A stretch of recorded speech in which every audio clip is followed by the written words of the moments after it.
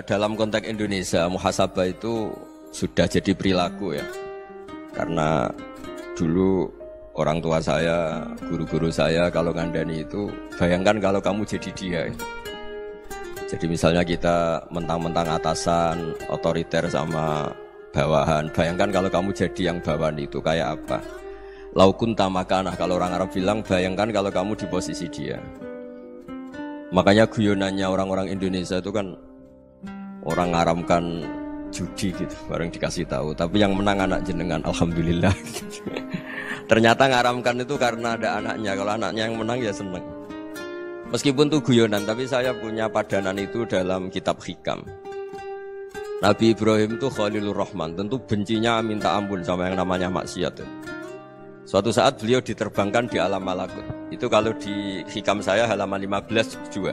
Saya masih ingat betul. Mungkin kalau Anda beda halaman karena beda cetakan. Atau enggak punya kitabnya. Atau punya tapi tidak bisa baca. Nah itu jadi berbagai kemungkinan. Atau punya tidak bisa baca tapi dianggap jimat. Atau digo pencitraan. Banyak itu kaji-kaji tidak bisa baca kitab tapi di ruang tamunya kitabnya besar-besar. Pencitraan itu, tapi ya bagus lah, nggak apa-apa untuk syiar. Setelah diterbangkan di alam malakut, diperlihatkan sama Allah, ada orang pezina, ada orang syaribul khomri, ada orang mabuk, ada orang macam-macam.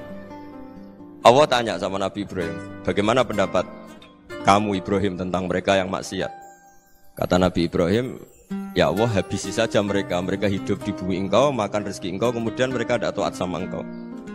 Singkat cerita di fase itu, saya ulang lagi di fase itu, Allah nurutin. Sampai sekian peristiwa, mungkin 3 atau 4. Sudah, setelah sekian tahun Nabi Ibrahim lupa peristiwa itu, kemudian beliau diminta menyembelih anaknya. Ini versi kitab hikam. Memang versinya banyak tentang kenapa Nabi Ibrahim disuruh menyembelih anaknya. Ketika mau menyembelih anaknya, Nabi Ibrahim ragu. Huwa samratu fuadi. Anak saya ini buah hati saya, kenapa engkau suruh menyembelih? Terus kata Allah, apa kamu tidak ingat ketika kamu saya angkat di alam malakut, kemudian kamu usul bunuh-bunuh, saya tidak mempertimbangkan usul Anda, tapi kenapa sekarang saya merintahkan kamu mikir? Gitu. Terus, ya karena ini anak saya ya Allah. Terus kata Allah, rumang samu wong sumpukon mateni gak gawean kau sing gawe kowe enak wae usul mateni. Sebenarnya saya yang bikin, kemudian Anda enak aja usul membunuh. Semenjak itu Nabi Ibrahim itu di eranya itu asfaqun nas, orang paling sayang sama manusia. Karena kadang kita keras itu ya kebetulan itu udah anak kita, ada keluarga kita. Cara orang Jawa itu kan gitu ya. Kalau ada perempuan terus macak yang macam-macam pakai sepeda motor cowok terus wah itu luput suwuk, semoga-moga gini. Tapi setelah dikasih tahu, niku ponakane jenengan, semoga-moga selamat. Jadi jangan-jangan kemarin Ahlil ma'asi itu kebetulan itu tidak keluarga kita. Kalau keluarga kita yang pernah salah pada kita, semangat kita mintakan maaf. Jangan-jangan kita didikte hukum sosial gitu. Jadi orang yang salah kebetulan itu orang yang menservis kita, atau keluarga kita, atau orang dekat kita. Jangan-jangan semangat kita mintakan ampun. Tapi kalau sama orang lain kebetulan musuh kita semangatnya minta itu kena adab. Nah ini yang nggak boleh dalam Islam. Islam mengajarkan niru Rasulullah SAW, Nabi itu rahmatal lil alam. Bahkan kemarin saya ngaji virtual sama beberapa habaib. Ada Habib Ali Al-Jufri dari Mesir ya. Ada Habib Alwi dari Kuitang, ada Habib Nabil Al-Musawa. Dari sekian habaib itu saya masih ingat diantaranya yang didawuhkan rahmatan lil alamin itu ketika Nabi adahu kaumuh, disakiti oleh kaumnya, dan itu mereka masih kafir semua. Itu mereka dapat doanya Nabi, Allahumma hdi qaumi fa innahum la ya'lamun. Kayak apa baiknya Nabi, orang yang menyakiti, yang melukai ya, tapi Nabi masih berdoa, Allahumma hdi qaumi fa innahum la ya'lamun. Sayyidina Umar dapat doanya Nabi itu ya khina kana kafiran, ketika masih kafir didoakan, Allahumma aizzal Islam bi Umar. Itu ketika masih kafir. Itu pelajaran bagi kita bahwa yang sedang tidak cocok pun itu berdapat doa kita. Ya doa supaya kondisi kita baik, hari tambah baik. Karena agama ini saya berkali-kali bilang limangka nayarjuwa wal yaumil akhir. Agama ini diperuntukkan bagi yang selalu punya harapan pada Allah Subhanahu wa taala. Saya cerita muhasabah ini tentang hubungan kita dengan Allah. Di Indonesia itu banyak orang fasik, banyak orang nakal. Ya di mana-mana orang nakal itu ya mayoritas wa aksaruhum fasikun. Tapi berkahnya harapan. Mungkin saya kira nakal sok benda, mungkin saya kira sholat sok ben sholat, mungkin sekarang belum sakho, belum dermawan, suatu saat dermawan. Barokahnya itu kefasikan ini dianggap sementara. Sedang fasik, sedang tidak benar. Karena kiai-kiai kita, para guru-guru kita, para habaib utamanya itu mesti bilang semoga husnul khotimah. Nah barokahnya doa itu semoga husnul khotimah itu menjadikan satu pola sosial. Yang sedang fasik ini masih diharapkan jadi lebih baik, jadi lebih baik. Sehingga kita tidak ngambil sikap ekstrim yang ingin menghabisi atau ingin mengadili, tidak. Karena selalu kita punya harapan. Dan agama ini limangkan erjuwo hawal yuk. Bayangkan itu kalau yang nakal itu anak kamu. Pasti kamu gak ingin kan langsung dapat azab, dapat apa. Padahal kita semua jadi tokoh ini abul kulli, bapak dari semua. Sehingga ketika Rasulullah SAW jalan-jalan kemudian melihat perempuan sedang menyalakan api. Kalau apinya mati ditiup, anaknya dijauhkan. Nanti kalau sudah jauh dari api, anaknya digendong lagi. Terus kata Rasulullah, matur ke semua sahabat, Aro'aitum anna hadih tarihatan waladaha alan nar. Apa kamu berpendapat bahwa perempuan ini akan melemparkan anaknya ke neraka? Tidak ya Rasulullah. Tidak akan seorang ibu melemparkan anaknya ke api. Terus kata Rasulullah, Allahu arhamu min hadih biwaladiha. Allah lebih rahman, lebih rahim dibanding orang tua ini kepada anaknya. Ini yang harus kita kenalkan terus, kita kampanyakan terus supaya orang hubungannya dengan Allah itu nyaman, asyik. Sehingga dengan demikian selalu ada harapan bahwa yang sedang nakal ini suatu saat tobat. Kita tidak boleh menghukumi pasti begini, pasti gini, itu tidak wilayah kita. Itu juga yang dicontohkan Rasulullah SAW. Secara lahir Nabi itu nggak berkenan sama Wahsy, karena Wahsy itu salahnya salah fatal karena membunuh ahabban nasi ila Rasulillah, yaitu membunuh Sayyid Hamzah. Jadi ketika Wahsy tobat, Nabi itu terima tobatnya. Dan ketika beliau dengan basariyahnya agak siap ketemu Wahsy karena harus ingat Sayyid Hamzah, basariyahnya diturutin. Oke, kamu iman, saya turutin, tapi jangan sering ketemu saya. Karena kalau ketemu kamu, saya masih ingat sama paman saya, Sayyid Hamzah. Kita bisa ngelola seperti itu. Kita tidak cocok sama orang, bagaimanapun mereka umat Rasulullah SAW, kita tetap mencintai mereka. Misalnya kalau beda agama, mereka sama-sama orang Indonesia, kita mencintai mereka atas nama warga Indonesia.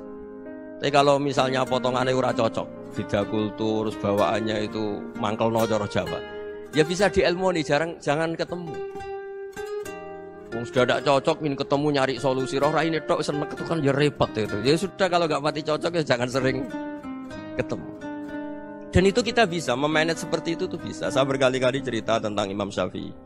Kalau dikasih tahu ya Imam Aba Abdillah, panggilannya Imam Syafi'i, tetangga anda ini ternyata banyak yang nggak senang anda. Jawabnya beliau senang. Ya bagus kalau nggak senang saya, ndak utang saya kata. Jadi gara-gara saman seneng aku ngatur aku ini kan. Dan mungkin saman rasa seneng kan ya enak. Jadi hidup itu dianggap happy. Kalau seneng ya teman silaturahim, kalau nggak seneng ya nggak bakal utang gitu. Baru kayak seneng itu nggak ganggu. Jadi dulu itu orang bisa ngelola seneng ndak seneng itu bisa. Karena ada kearifan hubungan dengan Allah Subhanahu wa ta'ala. Hidupnya selesai karena masyghul bi dzikrillah, mereka sibuk dengan Allah. Makanya kata ulama-ulama tasawuf, kamu jangan melihat manusia perilakunya, tapi kamu juga harus ingat yang gerakkan semua itu Allah Subhanahu wa ta'ala. Dengan demikian kita faroh, kita senang. Makanya Nabi kalau ngutus Anas bin Malik kemudian enggak kesampaian yang diinginkan karena Anas main. Ketika garwa-garwani Nabi agak tersinggung, Nabi andaikan Allah menghendaki yang saya inginkan kesampaian, pasti itu kesampaian. Jadi dianggap kegagalan Anas gak manggil yang dituju Nabi itu ya kersane Allah, ya enteng saja. Sayyidina Ali lebih parah lagi yang dialamin. Itu dalam-dalam beliau kalau dipanggil tuh gak cepet-cepet ke sana. Ketika ditanya, kenapa kamu tak panggil gak cepet ke saya? Amin tuh ukubatak. Karena aku tahu kau orang baik. Orang baik itu pemaaf. Jadi makanya orang-orang soleh dulu itu bodoni itu. Makanya sekarang kalau ada orang bodoni itu mesti bidik orang soleh. Kalau orang-orang soleh itu kakean husnudzon lagi sering dibodonin. Abdul bin Umar itu masyhur itu. Kalau ada budaknya sering sholat, sergap sholat itu dimerdekakan. Akhirnya enggak sholat pun pura-pura sholat. Akhirnya juga dimerdekakan. Ketika ditanya kenapa engkau merdekakan, padahal mereka sholatnya menipu engkau, kata pembisik-pembisik itu. Man khoda'ana lillah in khoda'na lah. Dia nipu atas nama Allah, berarti saat tertipu juga atas nama Allah, enggak masalah dong, semuanya demi Allah Subhanahu wa ta'ala. Jadi ketika kita mensifati Allah Ta'ala itu ghafir, Allah pemaaf. Jangan kamu enggak fair untuk diri kamu nyifati Allah ghafir, pada orang lain Allah kamu sifati syadidul iqab. Jadi Allah kamu atur, kayak MC tadi ngatur saya. Jadi Allah itu apa? Kalau pada saya ghafir, kalau pada musuh saya syadidul iqab. Itu enggak fair. Kalau Anda punya harapan kepada Allah karena Allah Rahman Rahim, Allah ghafir, sebenarnya Allah pada musuh kita ya bisa saja Allah ghafir, bisa saja Allah Rahman Rahim. Sehingga kita melihat orang lain yang kita tidak cocok itu ya enteng saja. Itu min ummati Rasulillah sing tanaluhu syafa'atu, tanaluhu sa'atu rahmati, tanaluhu fair. Jangan dengan kita kayak mesti dapat rahmat, jangan orang lain kayak Allah pasti syadidul iqab. Itu tidak boleh. Sehingga ketika ada orang Badui, singkat cerita orang Badui ini kencing di masjid, semua sahabat membentak dia. Yang enggak bentak hanya Nabi tok. Saking mangkalnya orang ini karena semua sahabat bentak kecuali Nabi. Setelah dibenarin Nabi, terus Nabi nyuruh sabbu ali dhanuban min ma'in. Setelah disucikan masjid itu, dia berdoa keras sekali. Allahumma arhamni wa Muhammadan wa la tarham ma'ana ahadan. Ya Allah, yang berhak dapat rahmatmu hanya saya dan Nabi Muhammad, yang lainnya jangan. Karena yang lainnya tuh jengkelin, gitu aja saya salah dimarah-marahin. Jadi kalau kamu doa terbatas ya kayak orang Bedui ini, kayak orang Arabi. Apa kata Nabi? Laqad tahajjarta wasi'an. Allah yang rahmatnya luas menjadi kamu sempitkan. Karena kamu mau atur Allah hanya Rahman pada Indonesian Power, pada NU, pada kita, yang orang lain nggak perlu dapat. Itu kan kasihan Islam, karena Islam terus nggak dimiliki semua orang. Allah nggak dimiliki semua orang, Rasulullah nggak dimiliki semua orang, karena dipek NU, dipek ormas tertentu, dipek nggak boleh seperti itu. Nggak boleh takhasyar tawasian, kata Nabi, nggak boleh mempersempit zat yang rahmatnya itu luas. Ini semoga etika ini kita pakai di Indonesia. Yang sedang fase kita harapkan lebih baik. Yang sedang nggak dapat hidayah kita doakan dapat apa? Hidayah. Masyhur kan, makanya tadi saya mohon sama Habib Ali supaya Habib Ahmad supaya tetap mahalul qiyam, tabaruk sama Habib Ali. Di antara doa-doa di Simtud Duror masyhur itu antuqa bilal mudhniba minnah bil ghufran wal musi'ah bil ihsan. Jadi harapannya para habaib, para orang-orang baik dulu ya, semoga yang dosa itu dimaafkan, yang sedang salah dibuka, bikin lebih baik. Nabi itu tugasnya juga gitu. Wastaghfir li dzambika walil mu'minina wal mu'minat. Nabi itu tugasnya juga memintakan ampun yang sedang salah.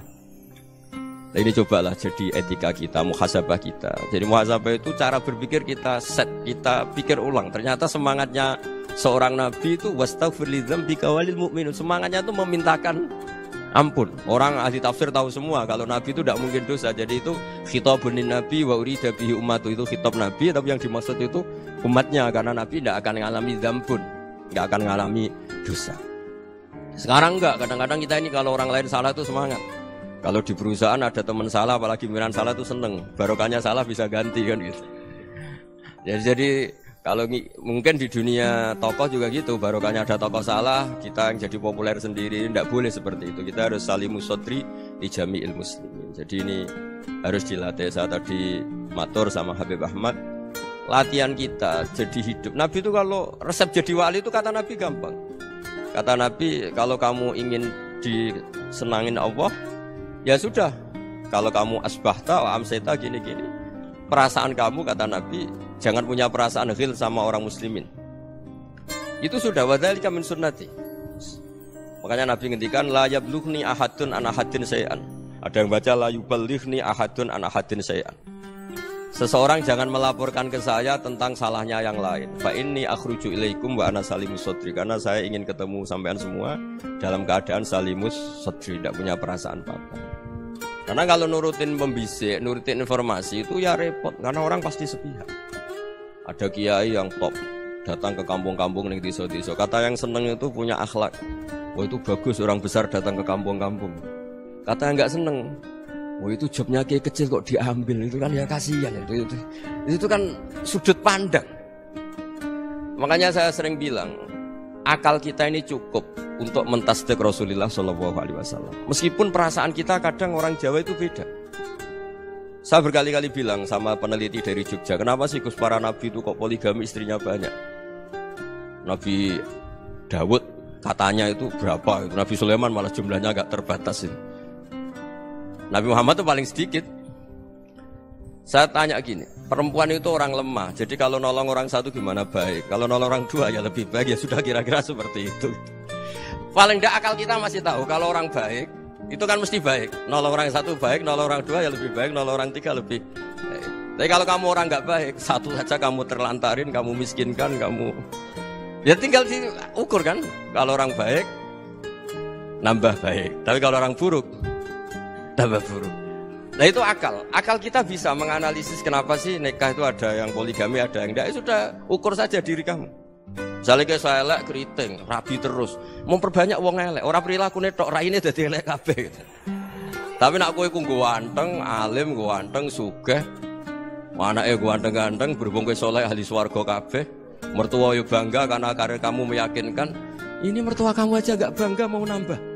Ipar enggak bangga, mertua enggak bangga, desa kamu yang kamu wayai juga enggak. Beda dengan Nabi ketika nikah Juwairiyah itu enggak ada pernikahan sebarokah Nabi dengan Juwairiyah itu.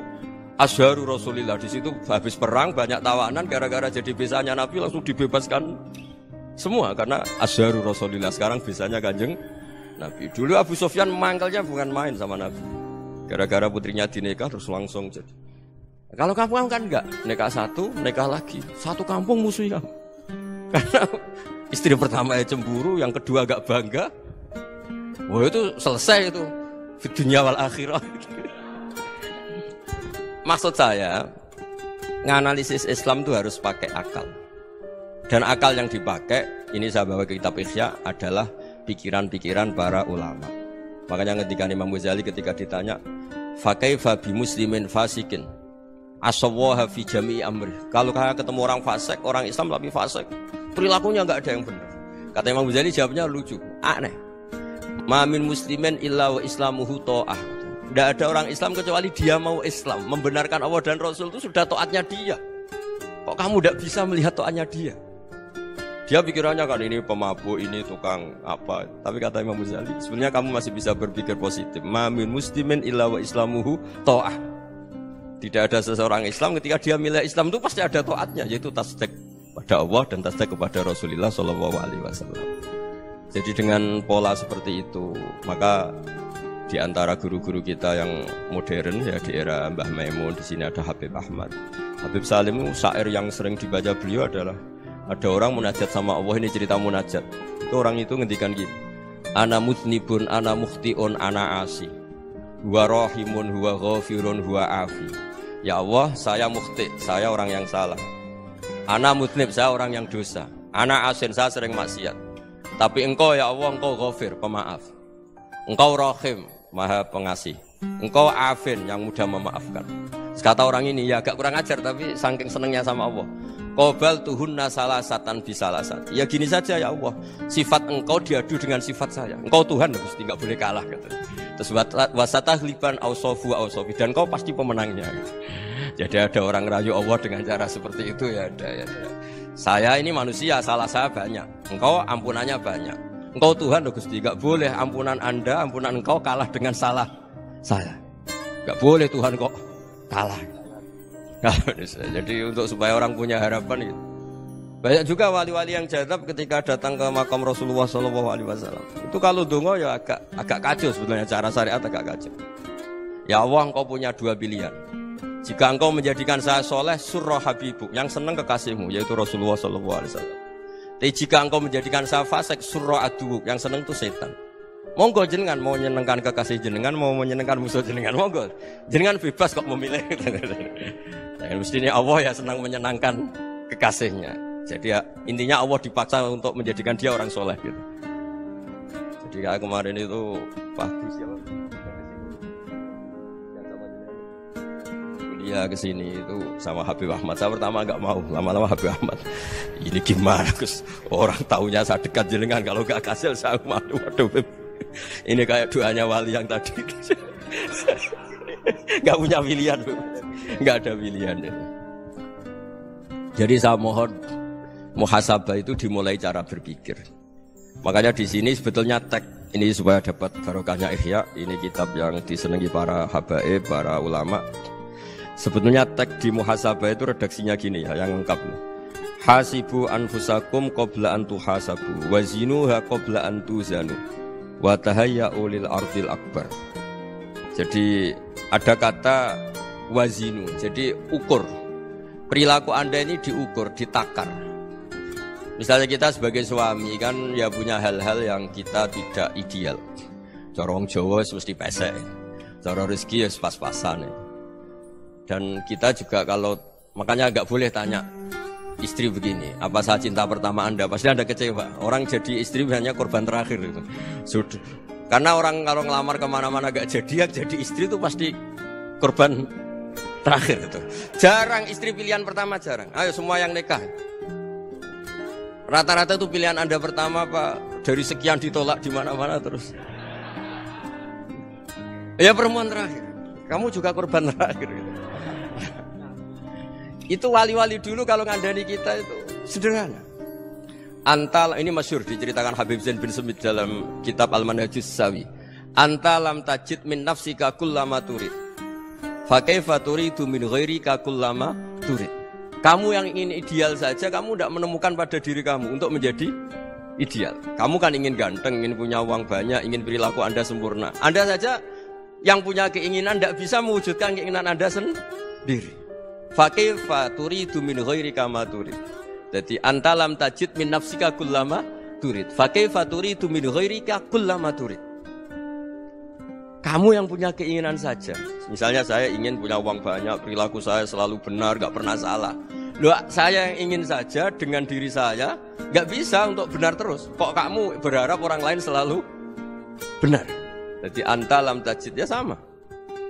Kalau kamu menuntut istri kamu itu ramah, neriman, apa kamu neriman sama wajah istri Anda gitu? Engko ya pola neng dindi jajaki sana jajaki sini kamu sendiri ndak pernah. Jadi itu nasihat yang luar biasa. Anta lam tajid min nafsika kullama turid, fa kaifa turidu min ghairika kullama turid. Kamu mau menghormati semua orang? Enggak mau kan? Kemudian Anda berharap semua orang menghormati. Kamu tidak ingin kan orang lain semua menghujat kamu. Sementara kamu enak aja menghujat orang. Makanya Rasulullah SAW luar biasa ketika bikin kaidah sosial. Apa la yu'minu ahadukum hatta yuhibba li akhihi ma yuhibbu li nafsihi. Jadi kalau ukuran iman itu sederhana. Kalau sesuatu itu baik, nyaman bagi Anda ya. Bayangkan itu pada teman Anda. Misalnya Anda bangun tidur sudah acak-acakan, enggak punya uang, utang jatuh tempo, kan enggak ingin ketemu orang. Ya kamu jangan bertamu ke jenis ini karena dengan kamu yang alami juga enggak siap ketemu orang. Makanya ada Habib Alim itu dilapuri sama seseorang. Beb, dulu teman saya itu ketika saya kaya itu sering main ke saya. Setelah saya miskin, mereka tidak main ke saya. Kata Habib itu, bagus, sunau begitu itu bagus. Coba kalau kamu dulu kaya, teman kamu main kan kamu gaya. Di rumah ada makanan, bisa hormat kamu. Setelah kamu miskin jadi buruh manol di pasar atau buruh bikin boto, teman kamu datang, malu enggak kamu? Mendingan enggak datang gitu. Akhirnya baru, oh ya alhamdulillah kalau gitu. Loh ya kan dulu teman kita datang, kita ada Alphard, istri cantik, rumah bagus. Lah kita miskin, buruhnya orang pas dibentak-bentak, teman kamu udah datang. Milih datang apa enggak kalau setelah kamu jatuh? Enggak kan? Jadi barokahnya ilmu itu terus. Ya, tapi kadang-kadang orang tuh, wah setelah saya miskin teman-teman enggak kasih ke sini. Ya kalau kamu sudah jatuh, teman-teman kamu situ jadi tontonan. Ya mulai sekarang cara berpikir itu dirubah. Dulu yang namanya kiai itu kalau diundang orang itu ya agak-agak senang. Semenjak saya itu agak rubah. Ngundang kiai, ngatur kiai itu tak haram-haramkan ya ada lumayan lah sekarang itu sudah mulai agak beretika. Dulu itu ngundang tuh tanggalnya ditentukan, jamnya ditentukan. Enggak mikir apa kiai saat itu nganggur, enggak. Punya wadifah, enggak.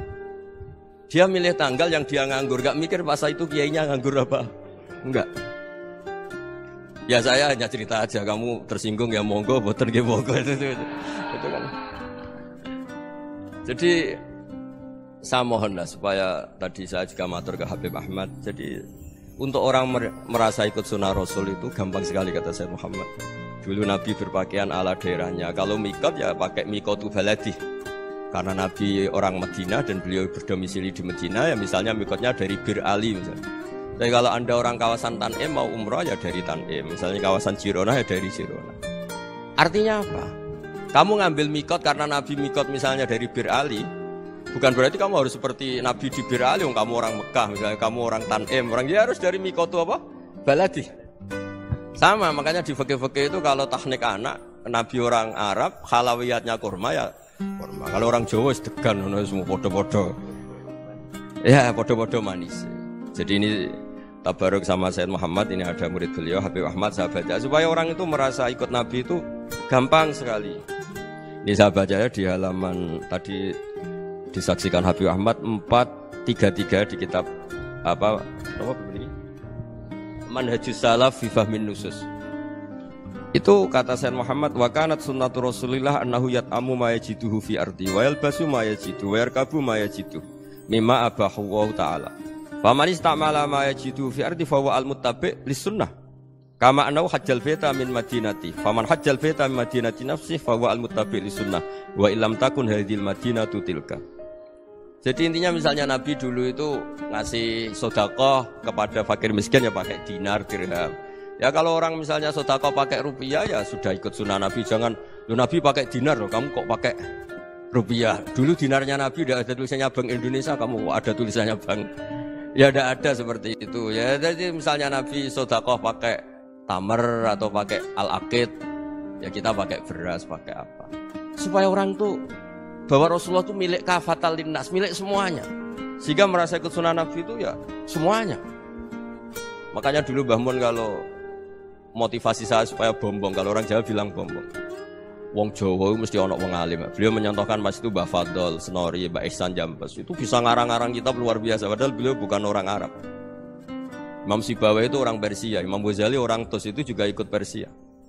Kata Mbah Mun, wong sing ora Arab lah mesti untuk jatah alim kata beliau. Karena Nabi itu diutus kafatal linnas. Nanti kalau orang yang alim itu Arab tok, berarti tidak ada perwakilan dari Afrika, dari Asia Tenggara, dari mana-mana. Makanya karena Nabi statusnya itu kafatal linnas. Jadi kita harus bangga sebagai Muslim, sebagai orang Indonesia karena misalnya Wali Kutub dulu terkenalnya hanya ada di Yaman, di mana. Ternyata pernah ada juga di Indonesia dan seperti Habib Abu Bakar Segaf Gresik. Jadi ya artinya kan tetap orang Indonesia meskipun beliau zuriyah Rasul kan ya sudah orang apa? Orang Indonesia. Zuriyahnya Habib Ali Simtuduror sekarang di Solo. Jadi Indonesia juga dapat alawin banyak dari Sadatinal Alawin juga. Jadi saya mohon barokahnya ngaji seperti ini. Melihat orang lain tuh gampang, bayangkan tuh kalau anak kamu. Makanya Nabi nanti kalau nggak percaya lihat di Hikam nomor 15 di kitab saya. Di situ dijelaskan oleh Hikam, jangan-jangan semangat Anda pada orang yang maksiat, pada orang yang keliru supaya dihukum itu karena kebetulan itu udah anak Anda, itu udah keluarga Anda. Coba kalau itu keluarga. Makanya kalau saya guyonan di Jogja itu ada pembantu mecahkan piring terus dimarahi majikannya. Saya mesti guyon gitu. Pasti itu pembantunya tidak cantik. Kok bisa Gus? Andekan cantik dan kamu senang mecahno piring satu, piring 1000 ora iso ngamuk. Ternyata ngamuknya itu karena mecahkan piring apa karena plus tidak cantik. Coba jawab para lelaki ini. Kamu marah sama orang maksiat itu karena maksiat karena plus itu udah anak Anda. Bayangkan kalau itu anak. Itu hebatnya Rasulullah SAW. Karena kita yang salah pun kadung umatnya, Nabi tetap ngasih fasilitas syafaati li ahlil kabair min ummati. Kayak apa baiknya Nabi? Udah ikut maksiat tapi ikut fasilitasi ngasih syafaat. Loh, kalau li ahlil ibadah kan wajar. Nabi ketika ini syafaati li ahlil kabair min ummati. Ya karena tadi logika yang dibangun Rasulullah itu logika yang luar biasa. Kita semangat orang lain kena hukuman itu karena kita tidak punya ra'fah, tidak punya rahmah. Coba kalau Rasulullah yang bil mu'minina ra'ufur rahim, semangatnya itu mendoakan supaya tobat, mendoakan diampuni. Dan itu juga yang diperintahkan oleh Allah Subhanahu wa taala, wastaghfir li dzambika walil mu'minina wal mu'minat. Ya semoga barokahnya ngaji ini, barokahnya Habib Ahmad, barokahnya Maulid Simtuduror, barokahnya semua kitab Madaih, Tibak Berjanji semuanya, barokahnya Ikhya, barokahnya Said Muhammad, barokahnya guru kita semua, Mbah Maimun, bapak saya. Kita ini ngikuti manhaj, ya, ngikuti apa? Manhaj. Saya sering didhawuhi Mbah Mun, kenapa ihdinas siratal mustaqim bukan siratoka? bukan jalan engkau ya Allah. Karena Allah itu nggak bisa kamu tiru. Allah itu tidak tidur, tidak makan, tidak kesel, tidak capek. Yang bisa ditiru itu siratal ladzina an'amta alaihim. Yang bisa ditiru manusia ya niru manusia. Karena Allah itu tidak bisa ditiru. Makanya ihdinas siratal mustaqim siratal ladzina. Ya niru siapa? Niru guru-guru kita. Termasuk niru cara pandang. Jadi misalnya ada orang awam di rumah itu hanya delok reng, delok tikus liwat, itu kan kayak nganggur. Ora tahajud malah mendelok reng. Melihatnya jangan gitu. Dua tarokal ma'asiyah. Dia di rumahnya ndak dugem, ndak kemana-mana. Dia berarti malam itu tarkul ma'asi. Tidak nyopet, tidak garong, tidak ke tempat maksiat. Susahnya apa sih husnudzon? Jadi jangan lihat huwa tarkut tahajud, huwa tarokat tahajud, wa taroka qiyamul lail. Oke ya, namanya orang begitu ya tidak tahajud, tidak qiyamul lail. Tapi susahnya apa sih kamu bilang huwa tarokal ma'asiyah? Dia juga meninggalkan maksiat, dan tarkul maksiat itu ibadah. Supaya orang tuh gampang lah husnudzon sama orang muslim. Ini orang mukmin, orang yang luar biasa. Di mata Allah itu orang yang luar biasa. Kayak tadi Imam Ghazali, kalau saya ketemu orang muslim kemudian dia tidak pernah baik, gimana? Kata Imam Ghazali, ma min muslimin illa wa islamuhu ta'ah. Tidak ada orang Islam ketika dia mentasdihkan Allah dan Rasulullah, berarti dia juga punya taat. Ini latihan saja, sing iso nglakoni Habib Ahmad kula namung cerita mawon.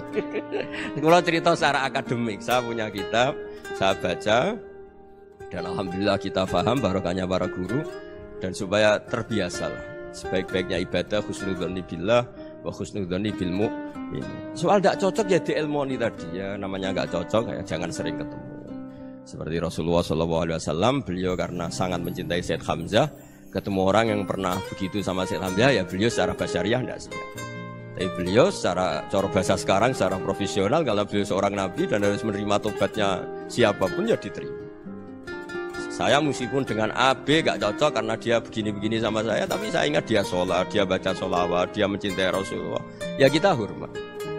Ya, soal gak cocok ya di manage tadi ya. Zuruhiban tasdid huban. Kalau gak pati cocok ya jangan sering ketemu, bawaannya enak nanti. Ya semuanya itu diilmoni lah. Makanya ngendikane Ma'ruf Al-Qurhi ada yang baca Al-Kharqi, mangqala fil yaumi salasa marrat wa marham umat Muhammad kutiba minal abdal. Karena semangat mencintai siapapun satu hari sering baca marham umat Muhammad wa ma asli umat Muhammad wa ma tajawaz an ummati Muhammad, itu mesti kutiba minal abdal. Dia pasti termasuk wali abdal. Maksudnya semangat mencintai ya dilatih lah. Misalnya Indonesia Power atau PLN, andai kan tidak ada PLN tuh kayak apa? Orang nggak bisa ngaji, tidak bisa aktivitas, ya barokahnya ada PLN, barokahnya jasanya. Kita sadar, tidak semua kebaikan kita ini memenuhi keinginan orang banyak. Orang banyak ingin listrik, ingin saluran apa, dan itu kadang yang mewujudkan orang lain atau kelompok lain. Ya karena itu manfaat ke orang lain ya kita doakan. Karena khairun nas anfa'uhum linnas. Sehingga kita terbiasalah ngakui orang lain. Seperti semangatnya Rasulullah SAW, semuanya itu didoakan, semuanya diinginkan kebaikannya. Bahkan Nabi gak putus asa sampai di akhirat. Ketika Nabi lain sudah putus asa karena sudah akhirat, sampai dimintai syafaat semuanya bilang nafsi, nafsi. Karena merasa semuanya gak punya nyali di depan Allah. Karena ini sudah akhirat, sudah finish. Tapi apa Rasulullah? Analah. Ya udah, saya sanggup mensyafaati kalian. Terus kata Nabi, fa'atiyal arsya. Saya mendatangi aras fa'akhiru lahu sajidan, saya sujud wa ahmaduhu bima hamida 'allamaniha rabbi. Kemudian saya tetap muji Allah dengan pujian yang terus menerus. Padahal sudah di akhirat, sudah finish. Nabi dimintai syafaat masih sanggup. Karena Nabi tahu akhirat tidak bisa mendikte Allah, tidak bisa. Allah terus bilang, ya Allah ini akhirat, engkau sudah tidak boleh mensyafaat, tidak bisa. Allah tidak bisa diganggu akhirat. Allah tidak boleh dibatalkan rahmannya oleh akhirat. Allah tetap Rahman Rahim abadal abad. Dan Nabi tahu itu. Makanya kata para ulama, fa Muhammadun ahmadu min ghairihi. Jadi Nabi Muhammad namanya dua yang terkenal. Sebenarnya banyak yang terkenal dua, Muhammad sama. Ketika Nabi punya nyali memuji Allah di akhirat atau sudah di akhirat, itu fa Muhammadun ahmadu min ghairihi. Ketika Nabi lain sudah tidak punya nyali muji Allah karena sudah akhirat, Nabi Muhammad tetap berani muji Allah di saat seperti itu. Makanya ahmadu di situ kata ulama itu af'al tafdil, fa Muhammadun ahmadu min ghairihi. Kanjeng Nabi lebih memuji Allah di saat yang Nabi lain sudah tidak punya nyali untuk muji Allah di saat itu. Makanya kata Nabi, fa'akhiru lahu sajidan wa ahmadhu bima hamida 'allamaniha rabbi. Akhirnya setelah lama gitu terus Allah ngendikan ya Muhammad irfa' ra'sak wasal tu'tah wasfa' tusyaffa. Sudah Muhammad, angkat kepala kamu minta apa saya turutin, dan kalau kamu ingin mensyafaati umatmu saya beri hak napa? Syafaat. Nah, semoga semangat itu juga menjadikan kita munajat bahwa rahmat Allah tidak terbatas, harapan juga tidak terbatas. Mungkin yang sedang nakal ya kita katakan sedang, jangan terus kamu pastikan wah ini mesti suul khotimah, mesti tidak orang baik. Tidak, agama ini liman kana yarju wal yaumal akhir, selalu bagi yang punya harapan. Ya, mugi-mugi dapat barokah semua. Matur dengan kata wassalamualaikum warahmatullahi wabarakatuh.